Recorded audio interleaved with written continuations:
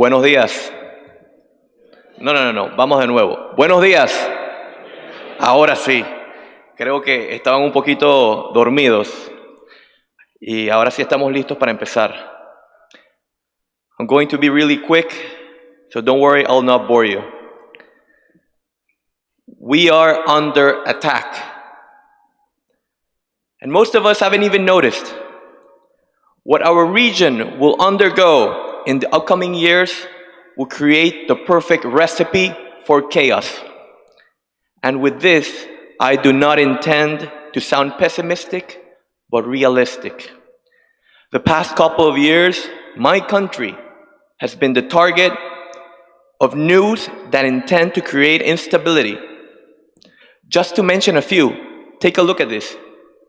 The Panama Papers, Panama on gray lists, Panama aiding sanctioned countries, and more recently, counterfeiting and drug trafficking scandals. And to be honest, it is true that we have a great deal of situations that need improvement, like many other countries around the world. But it is unfair to stigmatize my land and our people based on facts that do not define the majority of us. And I'm a believer that it is paramount to have discussions on these difficult issues so that they don't keep affecting others. But it is also important to create that fine balance so that we don't denigrate, hinder, and lose those who are not following those paths. And listen to me carefully. The only way to tackle this situation and better that perception that others have of us is through key alliances that protect our way of living. And with alliances, I am not referring to disguised ventures whose sole purpose is to control territories or win regions, interfere with governments, and not contribute in any significant way or manner to the country and the quality of life of its people. On the contrary, with alliances, I refer to strategic partnerships that really create synergies and win-win situations where the local population can also perceive benefits and not only a few. And because of a lack of these mutually beneficial relationships in a local and international level, we have seen an economic decline and a massive migration of people all over Latin America in search of a better future. So today, I brought my example. You see, I come from Colón, a very small city 45 minutes away from here that manages around 6% of the global cargo. And it's the province that contributes the most to Panama's GDP in a per capita basis. And these achievements are not able of occurring by themselves. They occur with national and international alliances. And the key question that I want to ask you is, whom are the existing alliances really benefiting? Colón's unemployment rate is around 12% and rising. The main streets of my city and the avenues are losing businesses.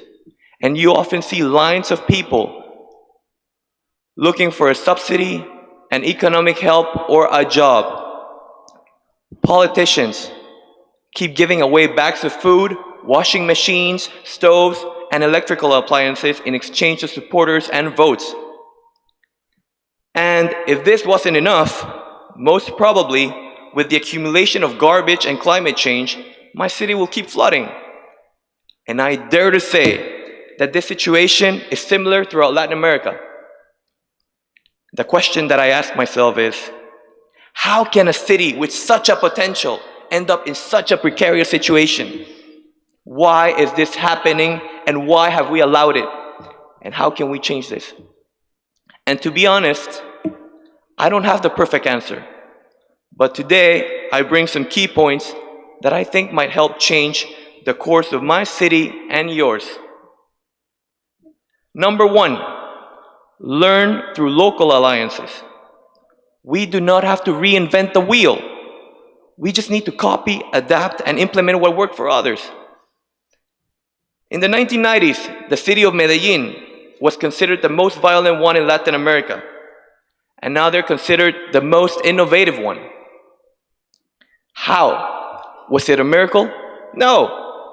They understood that the private sector and the civil society had to work as a team to create and lead positive change.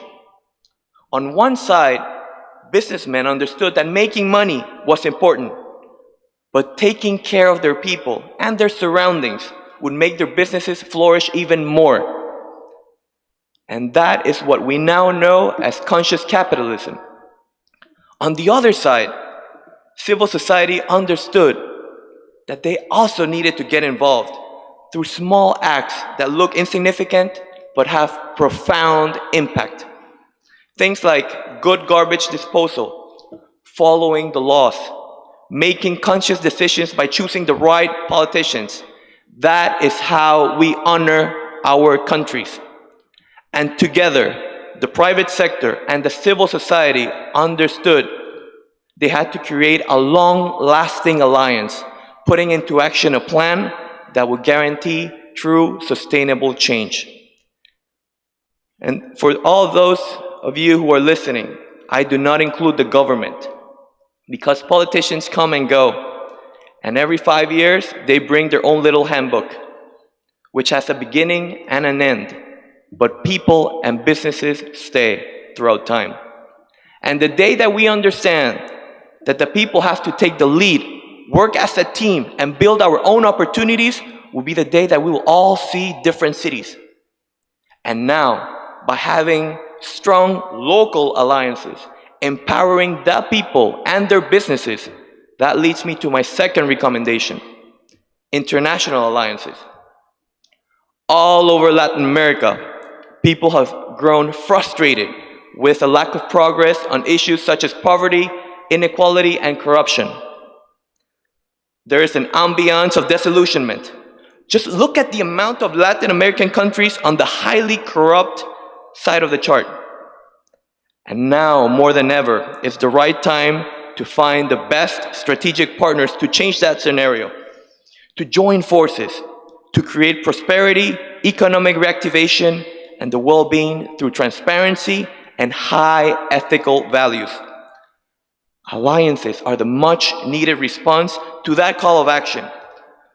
Why? Because together we can mutually support and benefit each other and launch joint initiatives. Instead of waiting for the problems to get worse, such as migration, we can all work together to better situations from their roots and provide the right technical and resource assistance so that all of our Latin American citizens receive the much necessary ease and help to mitigate their sufferings. Ladies and gentlemen, I cannot predict the future.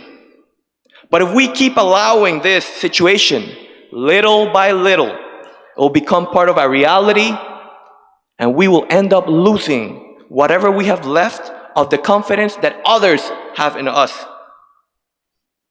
Just look at the state of democracy throughout the world and how our region is slowly but steadily leaning towards the edge of a cliff.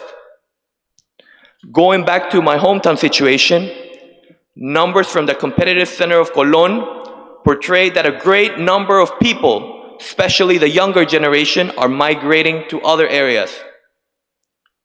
We are seeing an unusual migration of Panamanians to other countries in search of a better future. This was a recent survey stating that 1 out of 5 Panamanians have the intention of leaving the country. And if we keep allowing the decay of this place and biased news that others say about us, sooner or later, my problems will become yours. So today, I stand before you to encourage you to do things differently. And next time you see news about my country, think twice. There are a lot of us who don't give up. There are people who are still trying and haven't lost faith. You can choose to criticize, pinpoint, and see the negative side of things, or you can also help us and decide to see the difficulties as opportunities and take action. Because the steps that we don't take today also leave footprints. And what worries me the most is not the mistake, but the inaction and the fear to try that makes all of us fail. It is time to get involved. Distinguished guests, and all of you who are viewing this through the streaming services, we still have a little window. And I am a believer that if we join forces, and if we create the necessary noise, the political strength and manpower, we can change our country. We can change the course of action that we are taking, and we can create and reshape the region that we all want, deserve, and dream for. Arriba Colón y arriba Panamá. Gracias.